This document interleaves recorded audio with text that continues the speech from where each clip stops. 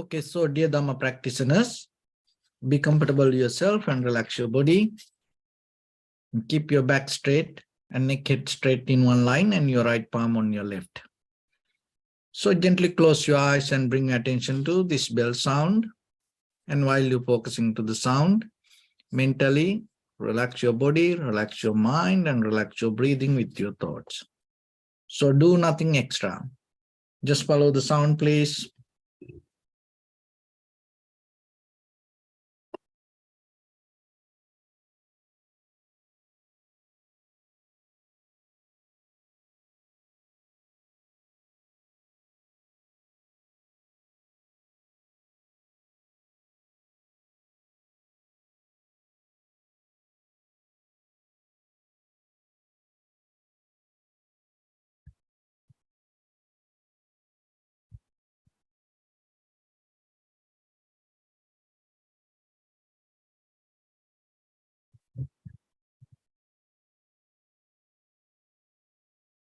Namo tassa bhagavato arahato samma sambuddhassa. Namo tassa bhagavato arahato samma sambuddhassa. Namo tassa bhagavato arahato samma sambuddhassa. Homage to the Blessed One, the Exalted One, the fully enlightened One. So, dear Dhamma practitioners, in these ongoing meditation sessions, we mainly try to share some basic informations to build up yourself a very clear, strong spiritual foundation, especially with the meditation. And at the same time, you have to understand how this subject, this meditation, came to this practice. Before the meditation, what people did. When we look at the human history, before the Buddha, and it was a kind of like a journey that people came. And as a result of that journey, the Buddha came to the world. So in the early ages of the human history, and they had only problem with the security. They just try to survive themselves and struggling with their needy and greedy way of life. Everybody look for their own protection. It was a kind of like always fighting each other, killing each other. And even when two people meet, they were not that much friendly like that. They always used to attack. So then from that point, after a while, they start to look for this productive life, more better life. And they were trying to become more successful and start to manage things. So, and it all were material and physical. And then by the time the idea about the God came to the people, because they had the curiosity, they had the question how this happens. The sun, the moon, the rain, the wind, the earth, the trees, this everything. So then they used to believe, oh, there are many gods. And then by the time it became more advanced and thought, no, even though there are many gods, behind that there is a one God. And this all came out of their own mind. It is not somebody told them. They start to question.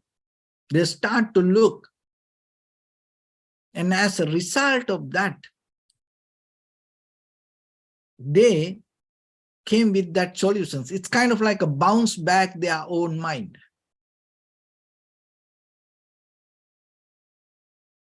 And then by the time they came there with they came with this question regarding the death, what is happening to us after we die. And then some people start to believe after we die, it's gone, it's done. But like Upanishad, they used to start to came with this idea. No, it's not going to disappear like that. After we die, we're going to come again. It's like a rebirth, reincarnation. So then why it happened like that way? And then the idea of the karma came. Or then whatever we do, and it's not going to go away, because we have to come back and we have to pay for that things. So like that, this gradually developed these ideas. The karma, idea of the karma, the rebirth, the life, the creation, this everything. And then when the Buddha comes to the world, certain things Buddha accept, whatever in the society related to ethics, like 5 precepts, and some other teachings used to be in the society: compassion, loving kindness, sympathetic joy, equanimity. So, and at the same time, what is the difference from the other religions or the other teachings? These all teachings, most of time based with the attachment to permanent self or the soul. But when the Buddha's teaching come, it is directly reject that idea. So that is the major, one of the major difference than other practice. So this idea of the self or the idea of the soul, even though that in this conventional life, we identify this as the self or I am, permanently, there is nothing happen that's unchangeable or the concrete or kind of like the related to itself without depending from something. There's nothing happen. So that is where the teachings came, causality, cause and effect. So behind this everything there is something.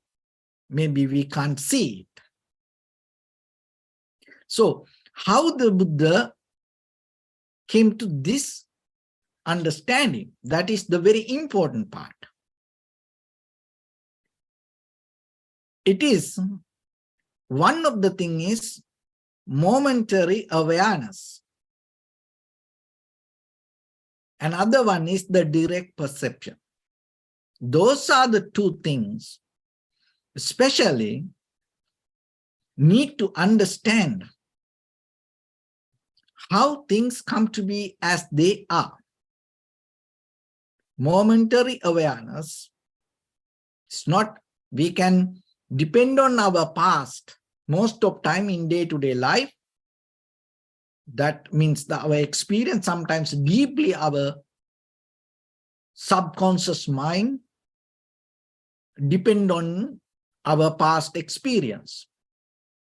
Or I have done like this way, and because of that, this should happen like this. Another thing is we build up a kind of like a memory, and on the top of that memory, we build up habitual patterns. And once it becomes habit, there is a autonomic repetition happens in us, and your awareness become neutral. So maybe the awareness is somewhere else. So, but when it comes to momentary awareness, you are not depending from the past or the future. You don't trust anything because it happened like that. You don't trust anything, or you not depend from anything because it should be like that. No. In the moment, according to cause and conditions, you accept things and you recognize things. So, and to develop this direct perception, it's not going to happen by thinking. So that is where the practice of meditation comes. Because once you develop yourself this direct perception, direct experience, it itself going to become the Dharma. It itself going to become the wisdom. So wisdom here doesn't mean collective memory. That is not the wisdom. So the wisdom means what you recognize right now, right here, with the direct experience within yourself. And another way it called, that is your reality. But most of time, our life, even though practice point of view, we explain like this. And as you know, when it comes to our day-to-day life, it is very difficult for us to come to that point. Why? Because we used to depend on our memory. We used to depend on thoughts. We used to depend on ideas, concept. So that's why another way we need to practice meditation.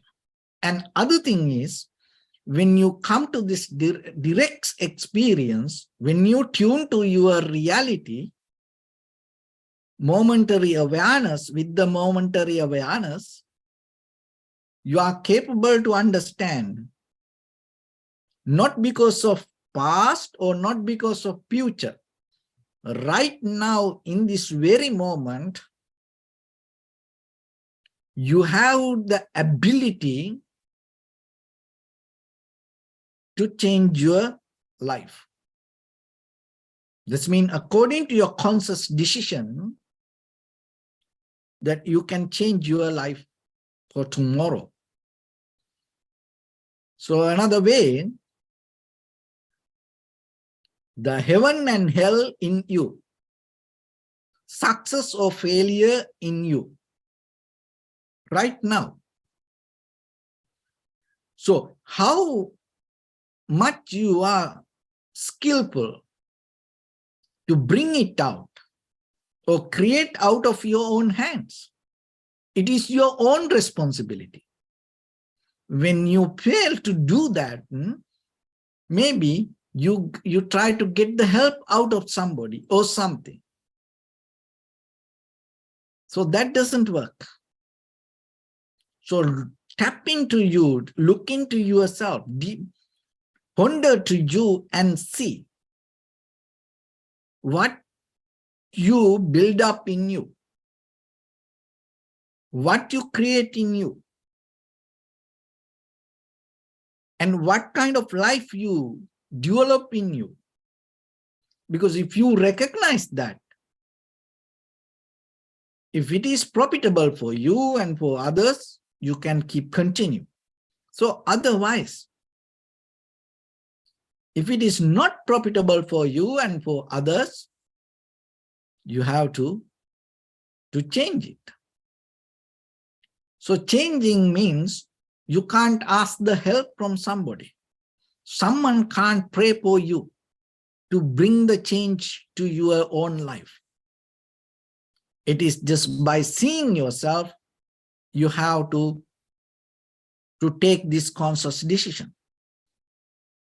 So it is very easy for us to look outside and analyze. But you have to have a different skill to look into you, because, and as you know, that inside us, this is very invisible behavior we have. Even ourselves, we can't see what is happening in us. And we develop sometimes, most of time, this invisible disease and negativity unknowingly in us. Anxiety, depression, sadness, worry, disappointment, fear, these all invisible things, but that all come out of the thoughts. And if you look very carefully, you will see that all come based with the same concept used to be before the Buddha. What is that? The idea of self, I am. When you are more closer and when you more hold and grip, have the grip towards that, this invisible disease we develop. So the meditation is the method take you to that point to understand just by experiencing. So that experience doesn't mean you gaining some knowledge. No, direct experience. That is different. We don't have most of time direct experience even for this very common knowledge. Even this intellectual world, most of time we don't have this direct experience. We just follow the theories, follow the ideas, follow the teachings. But the meditation is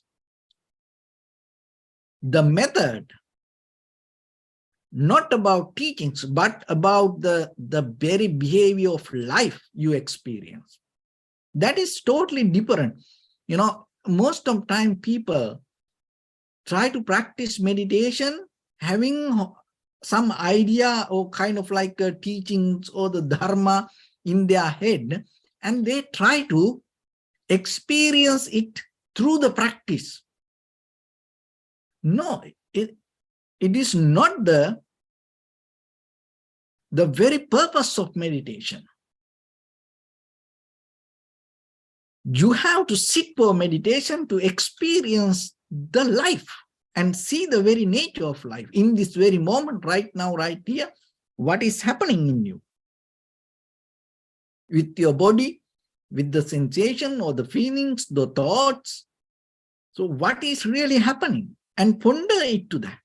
Don't hold it to ideas or the thoughts or the patterns or the teaching and try to reproduce it through you. No. Don't photocopy your thoughts with the practice. Don't do that. You have to be completely neutral and let go all the ideas, thoughts, or the teachings or the patterns, and simply see what is happening within you. What is the meaning of very being? And in that very moment, you will tap into something. That is what you need. Because without that experience, this everything become kind of like just a talk. So getting to that moment of experience is a little bit, not for everyone, a little bit different, hard. Why? Because our mind always go here and there, jumping with some things. So that's why you need the primary mental object. And once you settle down with that, and in the beginning, you experience the inhalation, exhalation in front of your nose and your upper lip area. And even with not any kind of thoughts or the idea, you don't have any preconditioned mind. Your awareness is free, and in the moment when it happens, you recognize. So that is what called the momentary awareness. And then within the inner, the sensation, direct experience, in between no translator, mediator. Because you are the one who experiencing. It's not, it used to be or it will happen like that. It's not kind of like that in this very moment. So once it experience, and let go it, don't go behind it. And then moment by moment, be with that. Momentary awareness, direct experience. So remember that both and be with that. That is your limit. And again and again, sharp it. Make it more clear. Make it more stronger. Make it stronger, your momentary awareness. Make it stronger, your direct experience. And by the time, this both going to become together. So with that, let's get into practice a little bit now. So your right palm on your left and neck head straight in one line, and be comfortable with your posture. So bring your attention to your body and scan head to toes yourself and say Supatveva, or may I be well and happy 3 times.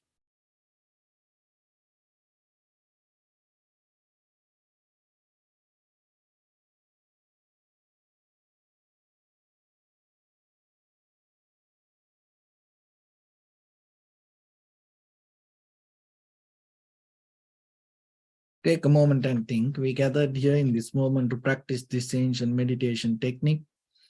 All the Buddhas, all the enlightened masters followed this path and achieved wisdom. So we also gathered here to accumulate that knowledge. In this moment with this sitting, may my body become more comfortable, may my breath be more smooth, may no difficulties come to me, may all the success come to me. Also think for a moment, this is the last moment we're spending in this very lifetime, and detach your mind from all your past memories and as well as any kind of future thoughts. Just try to remain in the present moment, observing the sensation of your inhalations and exhalations. So in the beginning, deeply and gently, breathe in, breathe out 3 times and find the sensation, please.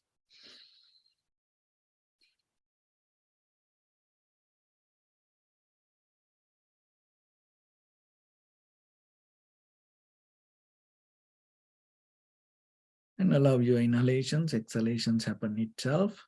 When it happens through the sensation, recognize it, do nothing extra.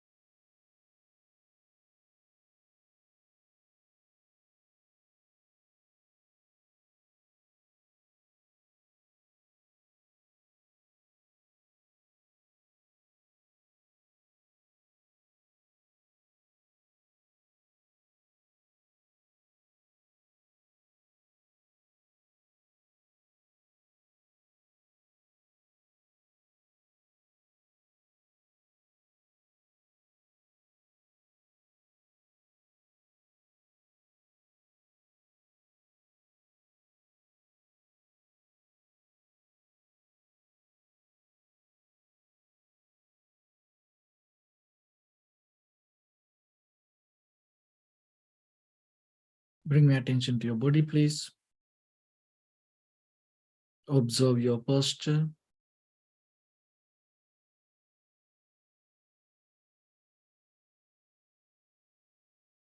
We cultivate loving kindness and compassion in our heart and radiate it as a light through entire your compound, village, city, state, country, world, around this universe. Also, as far as you can, through galaxies, other planets, stars. Reminding yourself like this. With clear intention, mentally repeat after me. May all living beings in this universe be well and happy.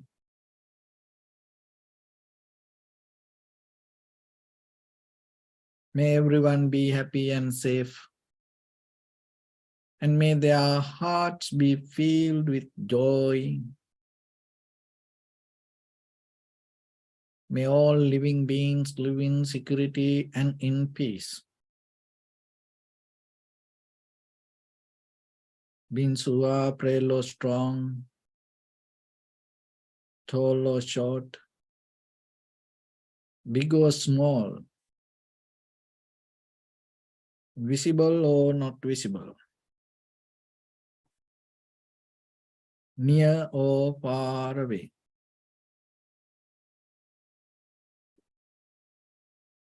Already born or yet to be born. May all of them dwell in perfect tranquility.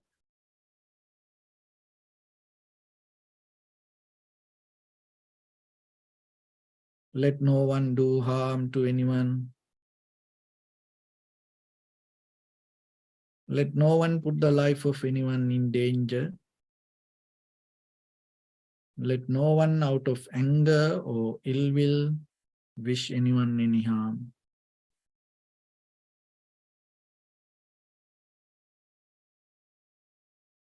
Expand the loving kindness and compassion beginning from your heart.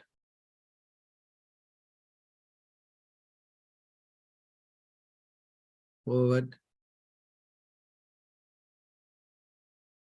Visualize yourself and send it as a light.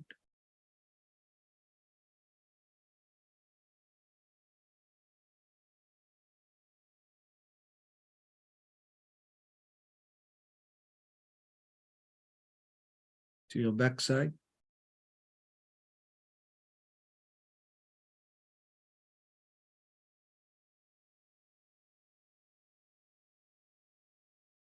To your left side.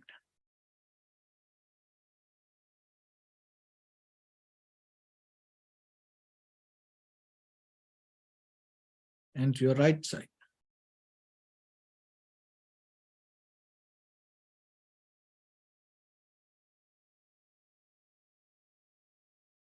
Downward.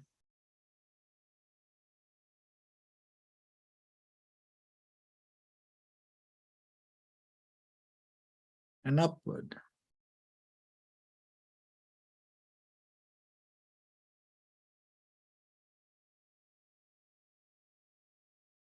To all 6 directions at once. Like the moon, the sun, spread the light, spread the energy without any condition, without any limitation, without any resistance or without any judgment. Let your heart to shine with the loving kindness and compassion from the bottom of it with the maximum effort to the highest. Wishing yourself, may all living beings in this universe be well and happy.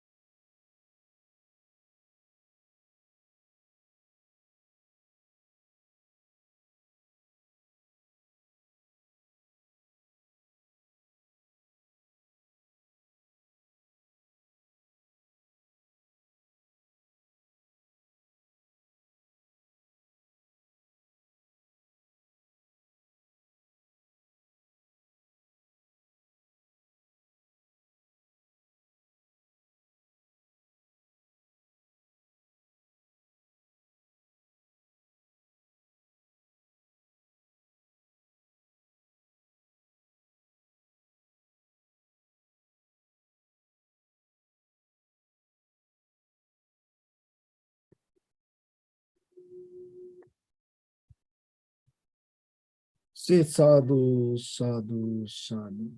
So first of all, we offer this practice to the great qualities of the Buddha, Dhamma and the Sangha. And also by the power of this meritorious deed, may all of us attain to the supreme bliss of Nibbana.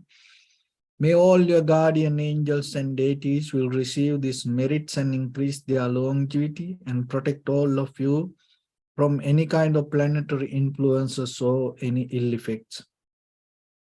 Ittavata chami sampadam punya sampadam sabbe deva numodantu sabba sampatti siddhya sabbe bhuta numodantu sabba sampatti siddhya sabbe satta numodantu sabba sampatti siddhya Imaya dhamma nudhamma patipattiya buddham pujemi dhammam pujemi sangham pujemi Addaya imaya patipattiya jati jara vyadi maranam ha paribunjiswami idam me punya kammang asavakkaya vahang hotu sabba dukkha pamunchatu. Bless you.